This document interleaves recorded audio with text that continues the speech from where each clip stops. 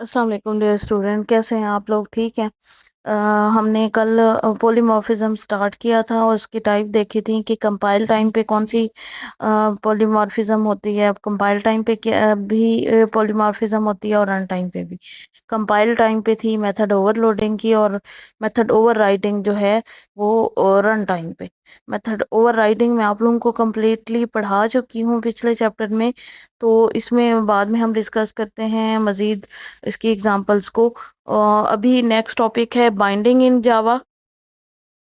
जब भी function call किया जाता है उसको बाइंडिंग मतलब होता है लिंकिंग और एसोसिएशन। यानी आप फंक्शन एक बनाते हो या मेथड बनाते हो, मेथड को कॉल करते हो, तो कॉल जब मेथड कॉल किया जाता है उसमें वैल्यू दी जाती हैं, तो वैल्यू जो है लेके वो पास की जाती हैं जहाँ पे मेथड की डेफिनेशन दी होती है। ठीक है।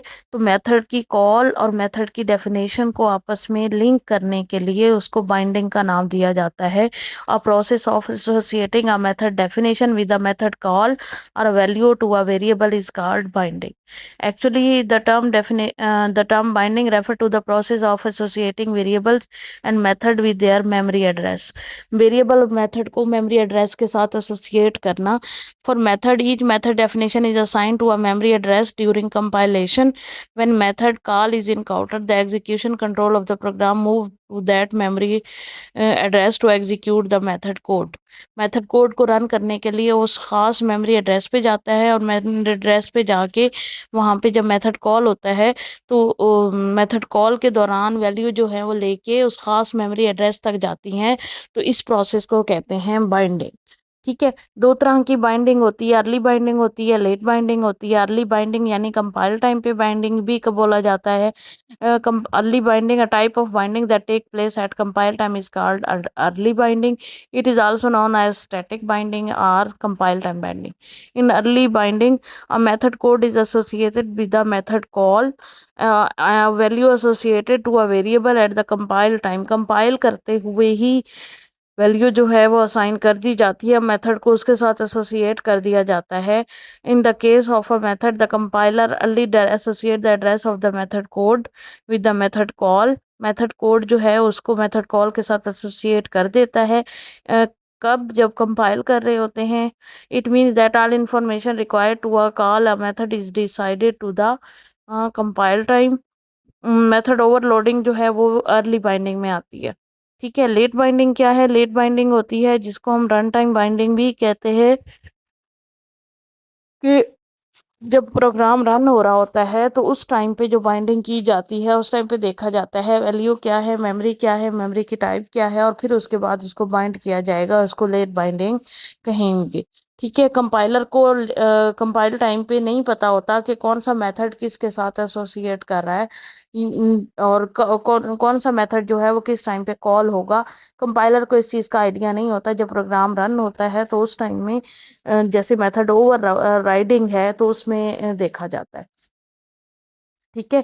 Late binding is achieved using method overriding. Compiler will choose the correct overridden method in the derived class at a runtime based on a object code. Reference type नहीं बल्कि ऑब्जेक्ट कोड के साथ उसको bind कर देता है। उसके बाद है polymorphic reference value. Polymorphic reference value क्या होती है? A reference value that can reference different type of object at different point in time is called polymorphic reference। ठीक है। एग्जाम्पल के थ्रू उसने बताया हुआ है। जैसे एक हमारी पेशेंट जो है वो उसकी पेशेंट जो है उसके अंदर एक मेथड कॉल किया है गेट टाइप का। पेशेंट हमारी बेस क्लास है।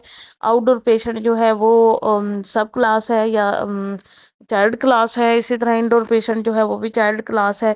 तो उसी पेशेंट क्लास को ही एक्सटेंड करके बनाया गया है।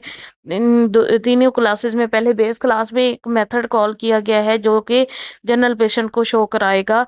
इसी तरह आउटडोर पेशेंट के लिए आउटडोर पेशेंट का मैसेज आएगा और इनडोर के लिए इनडोर का मैसेज आएगा। अब देखो मेथड नेम सेम है, सिर्फ अंदर उसके जो आउटपुट है वो डिफरेंट आ रही है।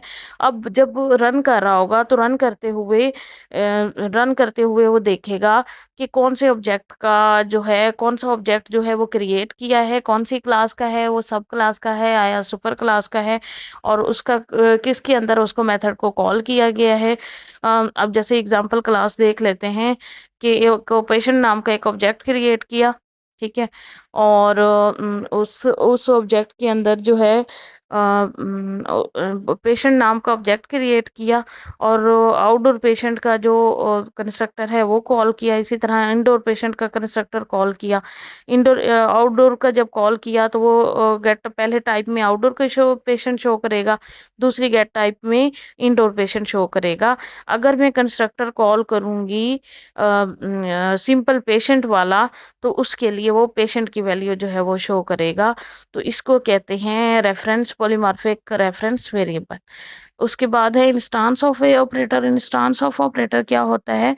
ये वेरिएबल होता है, एक रेफरेंस वेरिएबल होता है जो कि डिफरेंशिएट करता है कि ऑब्जेक्ट डिफरेंट टाइम पे कौन सा रोल अब उसका है। This makes it hard to know the actual type of the object to point. The instance of operator in Java helps the find out the run time type. Run time के लिए आप instance of operator को use करते हो ताकि पता चले कि कौन सा ऑब्जेक्ट टाइप जो है इसके साथ बाइंड करना है। वो वेरिएबल किस तरीके का होगा? वेरिएबल का नाम लिखोगे, इक्वल लिखोगे, ऑब्जेक्ट का नेम लिखोगे, इंस्टांस ऑफ लिखोगे और क्लास का नेम लिखोगे। अब इसमें देखो ऑब्जेक्ट एक क्रिएट किया, ठीक है। पेशेंट के नाम को ऑब्जेक्ट क्रिएट किया। फिर object instance of patient will return true. The output of the उसकी आउटपुट क्या होगी? कंसीडर द स्टेटमेंट, ये स्टेटमेंट है।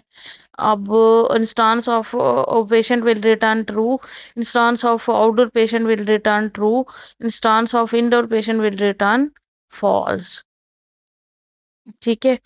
तो इंडोर पेशेंट और outdoor patient, suppose patient is the base class, the extend the two derived classes outdoor patient and indoor patient, ठीक है। अब पेशेंट टाइप का एक ऑब्जेक्ट क्रिएट किया। ऑब्जेक्ट जो है उसके लिए हमने कंस्ट्रक्टर कॉल किया आउटडोर पेशेंट का, और आउटडोर पेशेंट में पेशेंट की वैल्यू भी ट्रू होगी इंस्टांस ऑफ में, आउटडोर पेशेंट की वैल्यू भी ट्रू होगी, लेकिन इंडोर की, क्योंकि इंडोर को हमने उसका जो कंस्ट्रक्टर है वो कॉल ही नहीं किया तो उसको शो नहीं कराएगा, ठीक है। तो उसके बाद ये हो गया आपका पॉलीमॉर्फिज्म का। ओवर रिडन के मेथड भी मैंने करवा दिए थे, ओवरलोडिंग के भी कुछ एग्जांपल्स मैं आप लोगों को करा देती हूँ।